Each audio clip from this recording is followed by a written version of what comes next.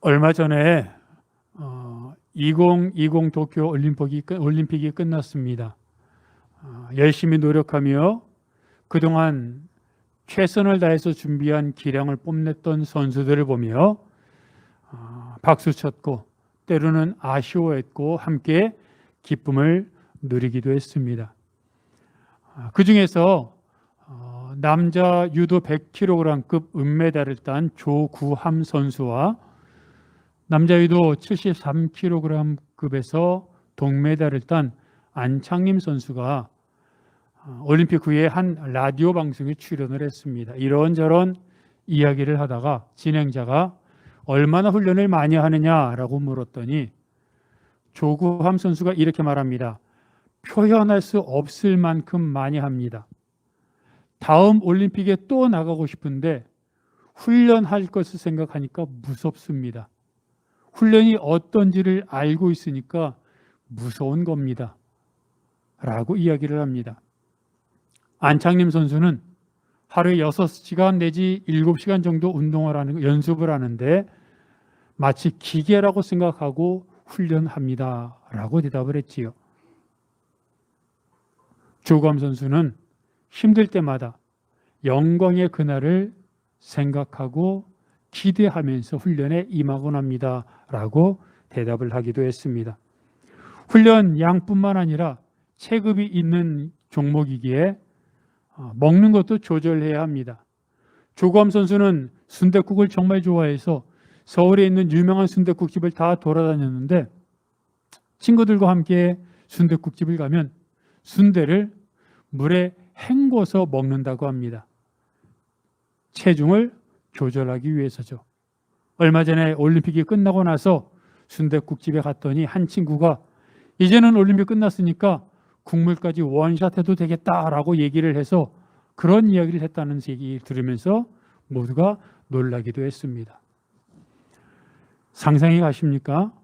올림픽을 위해 4년 동안 또 물론 다른 선수권 대회도 있지만 오직 시합에서 승리하는 것을 목표로 하기 위해 지옥 같은 마치 기계라고 생각하면서 당사자들은 무서울 정도로 집중하는 전념하는 훈련을 받고 거기에다가 먹는 것도 제대로 먹지 못하는 그런 훈련에 임하곤 합니다. 이제 조금만 지나면 올림픽에 대한 기억은 사라지고 사람들은 또 다 자기 일에 집중할 것입니다. 하지만 올림픽에 참여하는 선수들은 다시 또 훈련에 돌입하게 될 것이고 영광의 그날을 위해 끊임없는 자신을 독촉하고 끊임없이 훈련에 매진하게 될 것입니다. 경기에 임하는 선수들만 그렇습니까? 비록 매스컴의 하이라이트, 매스컴의 조명을 받지는 못하지만 이 땅을 살아가는 사람들이 다 그렇지 않습니까? 대학에 진학하기 위해, 회사에 입사하기 위해, 또 자격증을 따기 위해 시험 준비를 하는 수험생들이 얼마나 많습니까? 여행도 가고 싶고 친구도 만나고 싶고 데이트도 하고 싶고 이것저것 하고 싶은 것이 많지만 목표로 한 원하는 자격증 또는 시험에 합격하기 위해 모든 것을 뒤로 한 채 훈련에, 공부에, 시험 준비에 매진합니다. 힘들 때마다 내가 합격하고 난 이후에 그 기쁨, 또 누리게 될 영광, 그 멋있는 모습을 상상하며 힘든 자신의 모습을 채찍질하기도 하지요. 살을 빼기 위해, 건강한 몸을 만들기 위해 다이어트를 하고 식이요법을 하고 운동하는 사람들도 마찬가지입니다. 끼니를 굶는다는 것, 절제한다는 것, 또 힘든 몸을 이끌고 운동한다는 것이 결코 쉬운 일이 아닙니다. 하지만 나중에 자기가 원하는 치수의 옷을 입는 모습을 상상하면서 또 지금과 달리 건강해진 자신의 모습의 미래를 바라보면서 오늘을 참고 운동을 하고 또 다이어트를 하는 것입니다. 직장 생활을 하는 사람은 어떻습니까? 여기저기 많은 치이는 것들이 있고 또 많은 경쟁과 어려운 업무와 시달리는 스트레스가 있지만 그럼에도 입사한 회사에서 승진하고 또 더 나은 미래를 위해 오늘을 참고 열심히 달려가는 것 아니겠습니까? H그룹의 회장의 비서실장을 했던 한 사람이 이렇게 말을 합니다. 그 회장은 직원 중에 다치거나 사망한 사람이 있으면 부서장을 부른다고 합니다. 부서장을 부르고는 지갑에 있는 수표 현금을 세지도 않고 몽땅 부서장에게 주면서 가서 좀 격려하고 도와주라고 말합니다. 그러면 대부분의 부서장들은 다음 날쯤 비서실장에게 주신 돈으로 격려하고 병원비에 쓰고 또 회장님의 그 마음을 전했습니다라고 보고를 한다고 합니다. 그런데 간혹가다 특이하게 보고하는 사람들이 부서장들이 있는데 그는 이렇게 합니다. 회장님께서 주신 450만 원 중에 300만 원은 병원비에 썼고 95만 원은 장례비에 썼으며 나머지 55만 원이 여기 남았습니다 하고 영수증과 함께 잔액을 비서실장에게 돌려준다는 겁니다.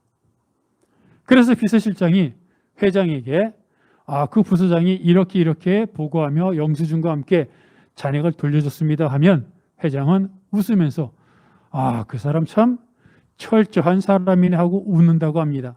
그런데 이 웃음, 철저한 사람이네 하는 말과 함께 웃는 이 웃음이 나중에 임원 승진 심사의 1차 관문을 통과한 것이라는 사실을 비서실장은 알고 있다는 겁니다. 이렇게 회장의 마음에 철저한 사람이라고 인정받은 사람이 한둘이 아닙니다. 그런데 그들 중에 어떤 사람이 그 H그룹의 임원으로 승진할지는 아무도 모릅니다. 비서실장이 이상하게 여기는 것은 그렇게 회장의 마음속에 철저한 사람이라고 인정받은 사람들이 대부분 다음 승진 심사에서 탈락한다는 겁니다. 그래서 그렇게 탈락한 사람들을 향하여 그 회장은 3개월쯤 후에 그 김 부장 요즘 어떻게 지내는지 좀 잘 알아봐 라고 물어봅니다. 그럼 비서실장은 직원들을 통하여 비공개적으로 그 부장들이 어떻게 승진해서 탈락한 후에 생활하고 있는지를 알아보지요. 대개는 두 가지 중에 하나입니다. 승진해서 탈락했으니 불만이 있는 경우와 불만을 표현하지 않는 경우입니다. 그래서 조사한 후에 김 부장은 승진해서 탈락했는데도 전혀 불만을 내색하지 않고 직원들과 잘 교통하며 그들을 잘 이끌고 있습니다 라고 대답하면 그래? 알았어 라고 대답을 합니다. 이 두 번째 알았어 라고 회장이 대답하는 것이 그 부서장의 2차 임원 승진 기회에 합격했다라는 의미입니다. 비서실장이 더 이상하게 생각하는 것은 이렇게 1차, 2차에 회장의 마음에 합격한 그 부서장이 이상하게 기피 부서나 한직, 예를 들어 시리아 건설 현장 같은 데로 파견된다는 겁니다. 시리아 건설 현장 같은 곳으로 파견한 후에 1년 정도 지나면 회장이 비서실장에게 묻습니다. 시리아 건설 현장에 가 있는 김 부장 지금 어떻게 지내는지 비밀리 좀 알아봐. 비밀리에 비서실장이 알아보면 그 김 부장 한직으로 시리아 건설 현장에서 힘든 상황 가운데 놓여 있는데도 전혀 말썽 없고 불만도 없고 직원들과 잘 교제하고 업무 성과도 좋습니다라고 대답을 하면 회장이 이렇게 말을 한다고 합니다. 그래? 그러면 다음 승진 심사 때 김 부장 상무로 승진시키고 본사로 불러들여 드디어 임원으로 승진한 겁니다. 그 회장은 부서장에게 현금도 맡겨보고 승진해서 탈락도 시켜보고 한직이나 기피 부서로 발령도 내보므로 인해 어떤 상황에서도 회사를 위해 충성하는지 알아보고 난 이후에 그 시험을 다 통과하고 나면 임원으로 승진시킨다는 것이지요. 작은 일에 충성하는 사람, 어떤 상황에서도 충성하는 사람이 큰 일을 맡겨줬을 때도 충성한다는 사실을 너무나 잘 알고 있기에 행하는 나름의 인사곡과 방법이 아니겠습니까?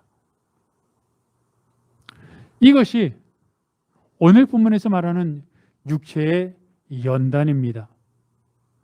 육체의 연단에서 7절에서 말하는 것처럼 연습하는 것이 바로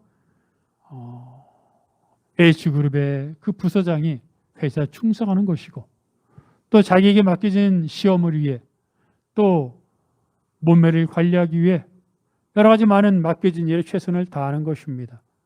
7절에서 말하는 연습한다는 것은 사실은 옷을 벗고 연습하다라는 뜻을 갖고 있습니다.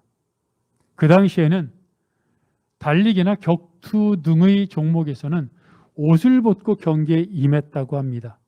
그래서 연습할 때도 실제 경기하는 것과 똑같이 옷을 벗고 연습을 실전처럼 한다는 것입니다. 또 다른 의미는 연습할 때 다른 거추장스러운 연습하는 것에 방해가 되는 것들은 모두 없애고 연습에만 전념할 수 있도록 옷을 벗고 연습한다는 의미를 갖고 있습니다. 이렇게 해서 생각해 보십시오. 시험에 전념하기 위해 모든 것을 뒤로 한 채 공부했던 수험생이 시험에 합격했다면, 원했던 학교, 원했던 직장, 원했던 자격 시험에 합격한다면 그의 인생이 얼마나 빛이 나겠습니까? 다이어트하며 몸매를 관리하기 위해, 운동하기 위해 열심히 노력했는데 원했던 소기의 성과를 달성해서 건강한 삶을 살 수 있다면, 그리고 H그룹에서 말했던 것처럼 부서장이 회사에 충성해서 임원이 되었고, 또 임원이 된 후에도 회사의 발전을 위해 더 많은 성과를 내고 인정받았다면 그의 인생이 얼마나 탄탄대로가 되었겠습니까? 얼마나 많은 명예와, 얼마나 많은 보수와, 얼마나 많은 인정을, 부유함을, 형통함을 누릴 수 있겠습니까? 그래서 육체의 연단이 사람들에게 주는 것은 정말 지대합니다. 큽니다. 그래서 사람들은 육체의 연단이 이 생이 전부라고 생각하고, 또 요즘 돌아가는 삶의 모습을 보면 대부분 사람들이 육체의 연단이 주는 그 이익과 그 소망과 그 형통함을 위해 모든 것을 바치는 것처럼 보입니다. 돈을 위해, 또는 명예를 위해, 또는 권력을 위해 자신의 있는 모든 것을 헌신하는 그런 사람들이 얼마나 많이 있습니까? 그런데 성경은 오늘 본문에 뭐라고 말하고 있습니까? 육체의 연단은 약간의 유익이 있다라고 표현합니다. 대부분의 사람들의 육체의 연단이 주는 이익이 너무나 크기에 그것에만 목숨 걸고 그것에만 올인하고 있는데, 성경은 아이러니하게도 육체의 연단이 주는 그 이익이 약간밖에 없다라고 표현합니다. 의아스럽지 않습니까? 왜 그런 말을 했을까요? 여기서 육체 연단이 주는 유익이 약간이라고 하는 것은 상대적인 개념입니다. 물론 육체 연단이 주는 유익은 큽니다. 물질적으로, 또는 건강함으로, 또는 세상에서 인정받고 안락함으로, 편안함으로 다른 어느 누구보다 생각해 보십시오. 명문대를 나오고 좋은 회사를 다니고, 또는 흔히 말하는 세상에서 직업에서 사자가 드러나는 그런 직업이 되었다고 했을 때 그들의 삶이 얼마나 풍요롭고 얼마나 넉넉하고 또 존경받는 그런 삶을 살겠습니까? 그래서 많은 사람들이 노력하는 것 아니겠습니까? 하지만 뒤이어 성경이 말하는 경건이 주는 유익에 비하면 그렇게 많고 전부인 것 같은 육체의 연단도 조금밖에 되지 않는다는 겁니다. 경건. 도대체 경건이 무엇이길래 그렇게 크고 세상 사람들이 전부인 것처럼 목매달며 살아가는 육체의 연단이 조금의 유익밖에 없다고 판단될 수 있을까요? 시편 73편 28절은 하나님께 가까이함이 내게 복이다 라고 말합니다. 하나님께 가까이함이 내게 복이라. 천지를 창조하시고 주관하시고 지금도 모든 세상의 섭리를 인도하고 이끌어 가시는 하나님 아버지와 함께 있는 삶, 하나님과 동행하는 삶이 얼마나 행복하고 모든 것을 가진 삶인지, 인생에서 얼마나 최고의 삶인지 성경은 분명히 말하고 있는 것입니다. 하나님께 가까이 하는 삶. 그리고 그 삶은 또 우리들에게 무엇을 줍니까? 역대하 16장 9절은 이렇게 말을 하고 있지요. 여호와의 눈은 온 땅을 두루 감찰하사 전심으로 자기에게 향하는 자들을 위하여 능력을 베푸시나니. 전심으로 자기에게 향하는 자들을 위하여 능력을 베푸신다라고 말하고 있습니다. 하나님께 가까이 하는 삶, 하나님을 바라보는 삶, 그것이 전부이고 그것이 복이고 그것이 최선, 최고, 최상의 삶입니다. 그런데 하나님은 그런 자들에게 또 능력을 베푸신다라고 말씀하고 있습니다.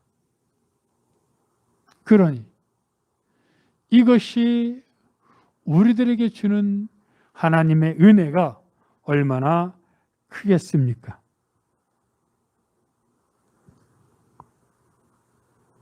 그런데 늘 우리의 삶을 돌아보면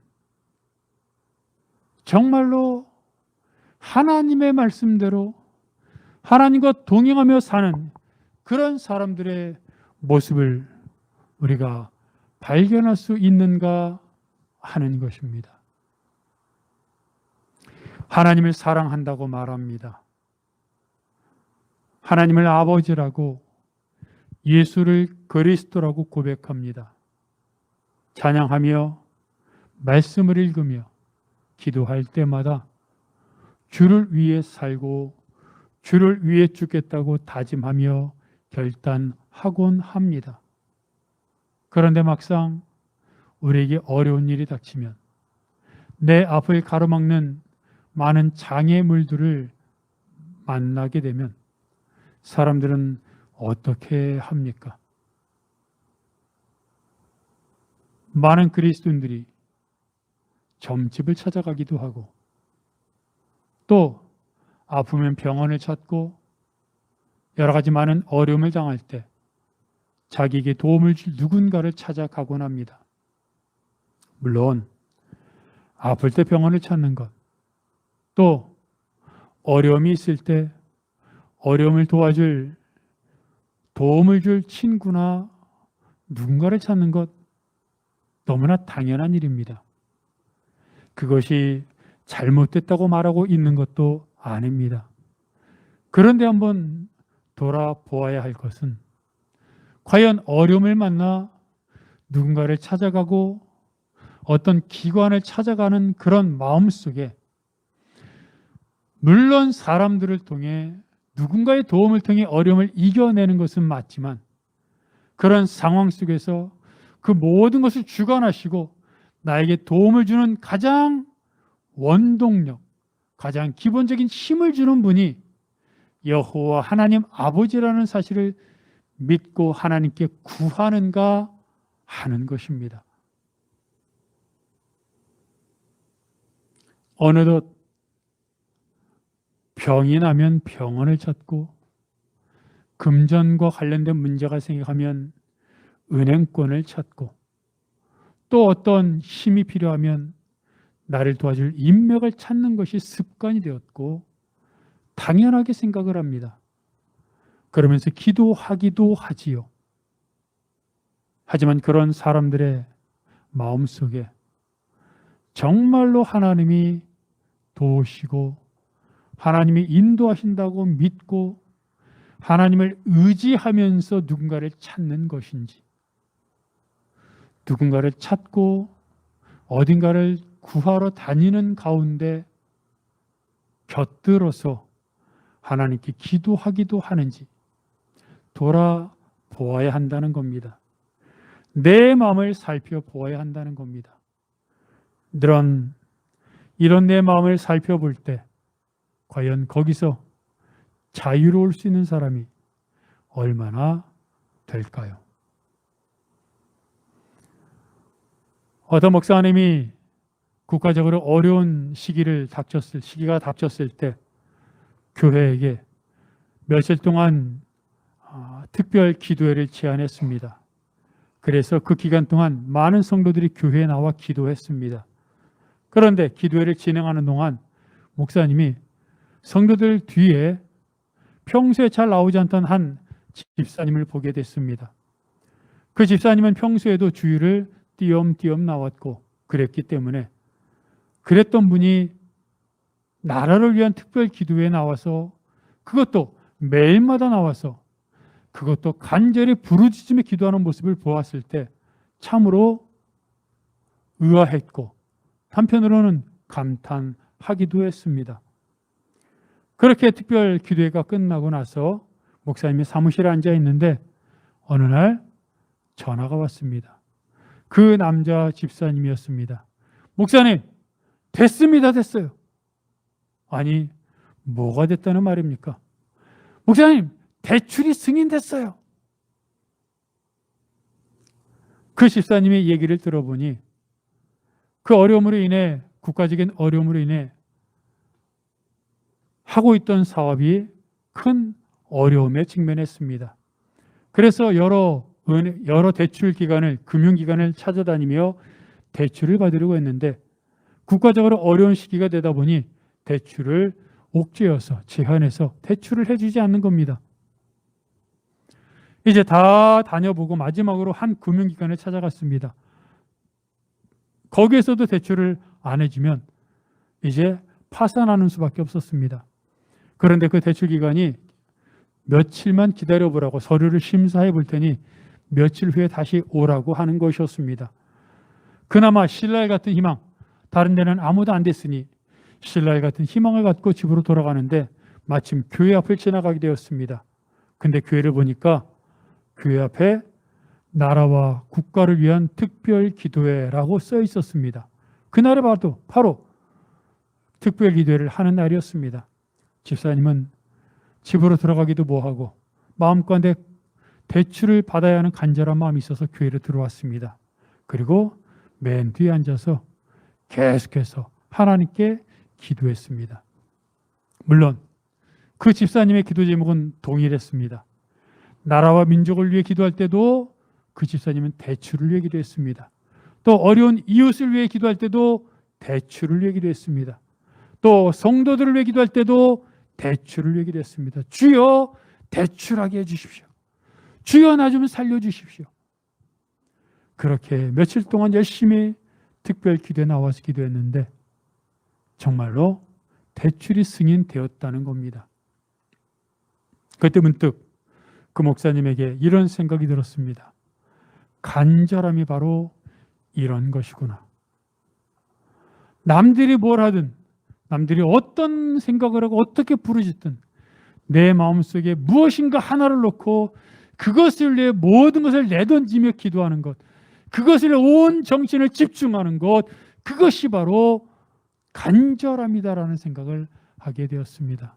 그러면서 문득 그 목사님은 나도 이렇게 그 집사님처럼 간절했던 적이 있는가라는 생각을 하게 되었다는 것입니다.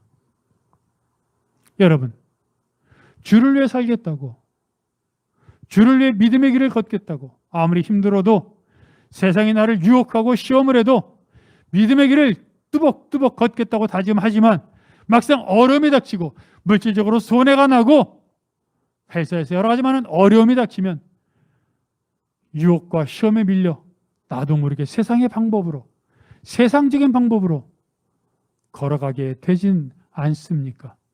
그럴 때 간절함으로 하나님 앞에 나아가 하나님의 방법으로 하나님이 모든 것을 해결할 수 있으며 하나님이 원하시는 방법으로 살아가게 해달라고, 오직 그 길을 걷게 해달라고 간절하게 하나님 앞에 나아가는 것, 그게 바로 경건에 이르는 연습입니다. 그렇게 사는 것이 경건입니다. 경건은 하나님을 바라보는 것이요, 하나님과 동행하는 것이요, 하나님의 임재 앞에 서는 것입니다.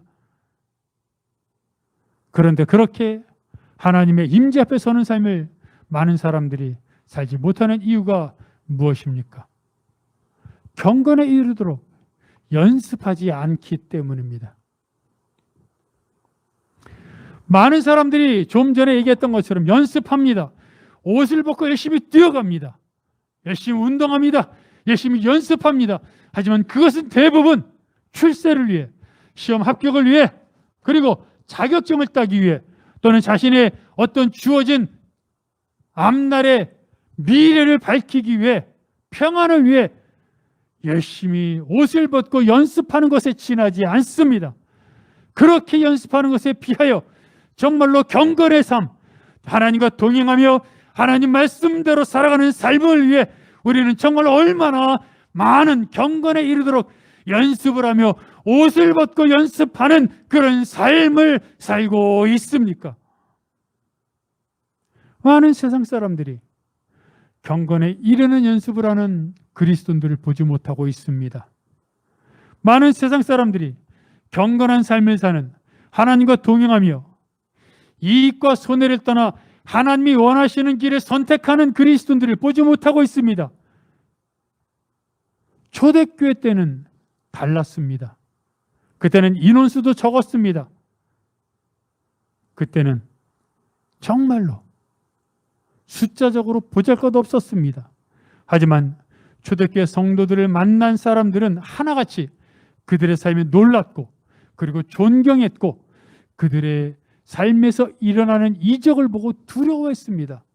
그랬기 때문에 성도들을 만난, 성도들을 접한 사람들은 누구나 성도가 되기를 원했고 결국 그리스도인이 되었습니다. 교회는 부흥할 수밖에 없었습니다. 하지만 지금은 말만 번지를 하고 말만 난무하는 삶이 아닙니까? 교회를 다닌다고 하지만, 신앙을 갖고 있다고 하지만 세상 사람들과 별반 다름없는 삶을 살고 있지는 않습니까? 아니, 오히려 다른 사람들로부터 세상 사람들보다 더한 사람이라는 이야기를 듣고 있지는 않습니까? 경건의 삶은 누군가에게 보이기 위해서 사는 게 아닙니다. 전도하기 위해서 사는 것도 아닙니다. 경건한 삶, 다시 말하면 하나님의 자녀로 사는 삶은 그렇게 사는 것이 가장 행복한 삶이고, 아니, 하나님의 자녀로 살 수 있다는 것이 감사해서, 왜? 어둠이었고 세상에 속했던 나를 예수 그리스도의 보혈로, 십자가의 구원으로 하나님의 자녀가 되게 해주셨고 빛의 자녀로 만들어주신 하나님의 은혜에 감격하여 살 수 있는 것이, 불러주시고 선택한 것이 감사해서 사는 것이고, 그것이 이 땅에서 사는 가장 행복하고 최선의 삶임을 알기에 그렇게 사는 것입니다. 그런데 그렇게 살다 보니 당연히 이 어둠 같은 세상에 빛이 될 수밖에 없고, 부패한 세상에 소금이 될 수밖에 없어. 만나는 사람들마다, 접하는 사람들마다 자신들과 다른 그리스도인의 삶에 존경하며 두려워하며, 그리고 결국 성령의 힘을 통해 그리스도인이 되게 하는 것입니다. 내 안에 하나님의 은혜가 얕을수록, 즉 내 은혜의 삶이 냇가처럼 찰랑거릴수록, 누군가 돌을 던지면 그 돌은 냇가에 떨어지면서 온갖 파장을 일으키고 수많은 마찰음을 일어나게 합니다. 하지만 하나님의 은혜가 내 안에 가득할 때 마치 내 은혜의 삶이 저수지와 강가와 바다와 같을 때 다른 누가 던진 돌멩이는 그저 풍덩하고 들어가고 나서는 아무 소리가 없습니다. 아무런 파장도 일으키지 않습니다. 똑같이 던진 돌이지만 누군가 시험하고 유혹하고 누군가 우리를 방해하고자 어떤 행동을 했을지라도 내 안에 경건에 이르는 연습을 통하여, 내 안에 옷을 벗고 연습함을 통하여 경건한 삶, 하나님을 바라보는 삶을 사는 것이 내 삶이고 내 삶의 일부가 되었을 때, 아무리 돌을 던지고 아무리 생채기를 내고 아무리 나를 힘들게 할지라도 하나님의 은혜가 그것을 덮어버리고 아무런 파장도 일어나지 않는 것입니다. 그것은 갑자기 되는 것이 아닙니다. 하나님과 동행하는 삶을 살았던 결과가 그렇게 되는 것입니다. 그리고 하나님과 동행하는 삶을 사는 것은 경건의 끊임없는 연습을 통해서만 이루어집니다. 늘 말씀드리지만 갑자기 뛰려면 근육이 필요합니다. 시험과 유혹이 닥쳤을 때 그 시험과 유혹을 이기려면 영적인 근육이 필요한데, 내가 평소에 세상만 바라보며 물질만 추구하며 세상 사람들과 기뻐하며 함께 교제하는 삶을 살았다면 내 안에 유혹과 시험이 닥쳤을 때, 내 안에 어려움이 닥쳤을 때 어떻게 영적인 근육이 일어나 나를 하나님의 은혜와 하나님의 능력으로 가득 채울 수 있겠습니까?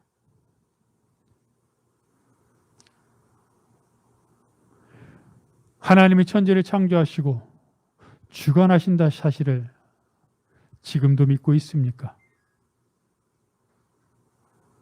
이 세상에, 이 땅의 모든 일들이 하나님의 주권 아래 있다는 것을 믿습니까? 내가 어떤 상황, 어떤 형편에 있을지라도 하나님은 나를 도우시고 그곳에서 내 손을 잡아주시고 나와 동행하시고 인도하신다는 사실을 믿으십니까?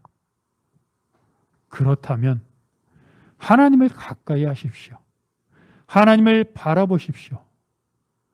인생에서 어떤 것이 최고의 삶인지 그것을 알아.